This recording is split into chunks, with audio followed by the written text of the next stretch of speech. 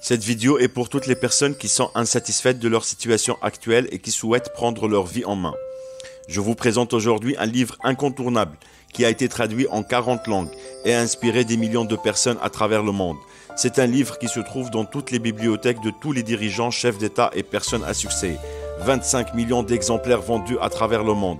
C'est la Bible du développement personnel. Ce livre doit littéralement être une lecture obligatoire dans nos écoles. Le livre est « Les 7 habitudes de ceux qui réalisent tout ce qu'ils entreprennent » de Stephen R. Covey. L'habitude numéro 7 est ma favorite. Dites-moi dans les commentaires à la fin de la vidéo quelle est votre habitude préférée. La première habitude, soyez proactif. Charles et Antoine sont 2 amis et collègues de travail dans un hôtel. Ils étaient tous les 2 responsables d'animation. Leur vie n'a pas tourné comme ils l'auraient souhaité. Comme beaucoup de monde, ils ont perdu leur travail à la suite de la pandémie de Covid. Charles a essayé de trouver un autre emploi, mais sans issue. Il a sombré dans la négativité et passé la plupart de son temps à suivre l'évolution de la situation pandémique et les possibilités de la reprise de l'activité touristique. Il a fini par accepter un boulot qu'il n'aime pas pour un salaire bien inférieur à ce qu'il gagne avant la crise. Aimant le sport, depuis tout jeune, il n'arrive pas à trouver le temps pour une séance de gym. Il perd 2-3 heures dans les transports tous les jours et son chef le regarde de travers quand il quitte le bureau avant 19h. Son ami Antoine, quant à lui, il a décidé de profiter de ses connaissances en informatique. Il a commencé à s'auto-former dans la création des sites web. Il n'a payé aucun euro. Il a profité des éditoriaux gratuits sur YouTube pour se lancer. Une fois qu'il a maîtrisé les basiques, il s'est inscrit dans des plateformes de freelance sur Internet. Il a commencé à avoir ses premiers clients. Il travaille 4-5 heures par jour et il touchait plus que son premier salaire. Il avait le temps pour faire du sport, passer du temps avec ses amis et surtout, il a trouvé d'autres opportunités pour élargir son business et sa zone d'influence. Les 2 amis ont subi les mêmes circonstances. Charles est l'exemple d'une personne réactive. Face à un problème, il se focalise sur les circonstances externes qui ne les maîtrisent pas. Il s'est retrouvé dans une situation difficile, il a tout simplement subi. Antoine, c'est l'exemple de personne proactive, qui se focalise sur les choses dont il a un contrôle direct. Il n'a pas concentré ses efforts sur sa zone de préoccupation comme Charles, mais il était maître de sa situation. Soyez proactif comme Antoine. La deuxième habitude, sachez dès le départ où vous voulez aller. Covey propose un exercice choquant, mais qui est extrêmement puissant. C'est l'exercice de l'enterrement. Imaginez-vous allongé dans un cercueil. C'est le jour de votre enterrement. Tous vos proches, votre famille, vos amis et tous les gens sur qui vous avez eu un impact sont là. Maintenant, réfléchissez bien. Que voudriez-vous que chacune des personnes dise de vous? Prenez quelques secondes pour y réfléchir. Est-ce que vous aimeriez qu'on dise que vous étiez une personne juste, honnête, gentille, que vous avez su réussir, que vous étiez généreux et que vous avez eu une influence positive sur votre entourage? Comme on l'a vu dans la première habitude, vous êtes le créateur de votre vie.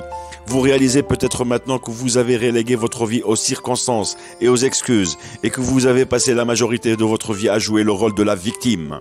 Covey propose un exercice intéressant, c'est d'écrire sa mission de vie. Prenez le temps pour le faire. Écrivez vos objectifs, vos rêves. Prenez le temps pour le faire en étant seul et concentré.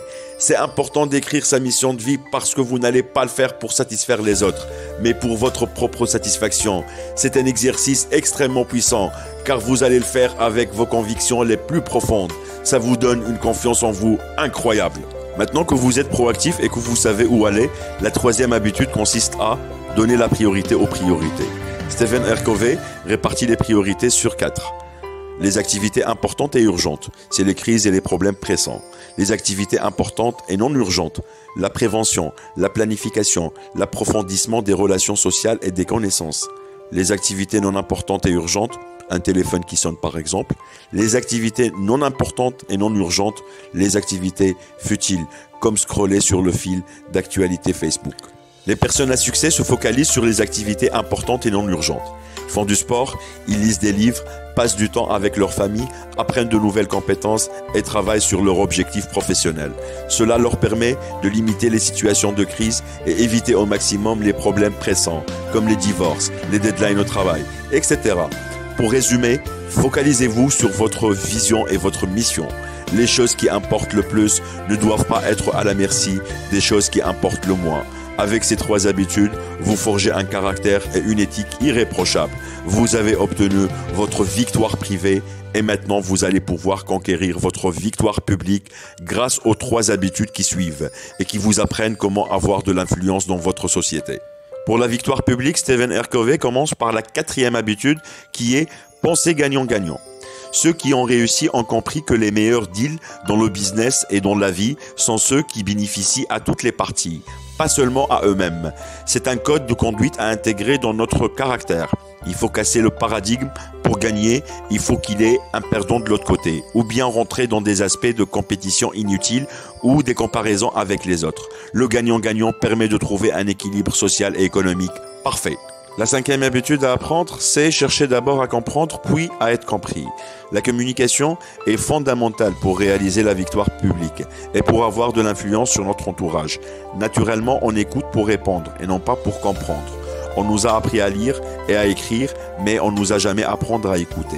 Ce qui fait que lorsqu'on parle avec une personne, on va avoir tendance à analyser et juger ce que disent les autres en se basant sur notre expérience et non pas sur l'expérience de notre interlocuteur.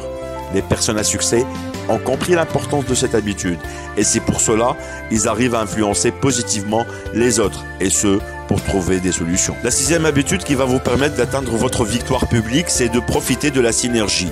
La synergie, c'est quand 1 plus 1, c'est égal à plus que 2. Quand 2 personnes s'allient pour obtenir un résultat plus grand que celui qu'il aurait obtenu seul. Le meilleur exemple, c'est l'équipe Ferrari du Formule 1, remportant 5 fois de suite le championnat du monde. C'est vrai qu'il y avait un pilote hors pair, qui est Michael Schumacher, mais derrière, il y avait des ingénieurs, des mécaniciens et toute une équipe. Imaginez 20 Schumacher dans l'équipe. Même si ça fait rêver, Ferrari ne serait pas allé bien loin. Grâce à la synergie de toute l'équipe, ils ont écrit une page légendaire dans l'histoire du Formule 1. L'habitude 7 vous propose de prendre le temps d'aiguiser vos facultés. Elle englobe les 6 habitudes précédentes parce qu'elle les rend possibles en préservant le meilleur atout dont vous disposiez. C'est vous-même et ça passe par l'entretien de 4 dimensions. Physique, sport, nutrition et gestion du stress. Social, émotionnel.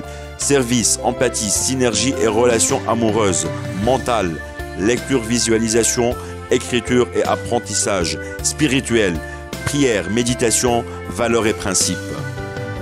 L'habitude 7 vous permet de relier toutes vos facultés intérieures et extérieures. Finalement, votre victoire publique est le reflet de votre victoire intérieure, une victoire basée sur vos convictions et vos valeurs les plus profondes.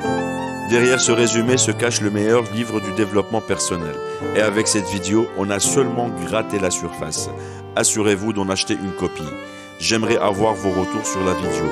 Quelle habitude devriez-vous utiliser le plus dans votre vie pour réaliser vos objectifs?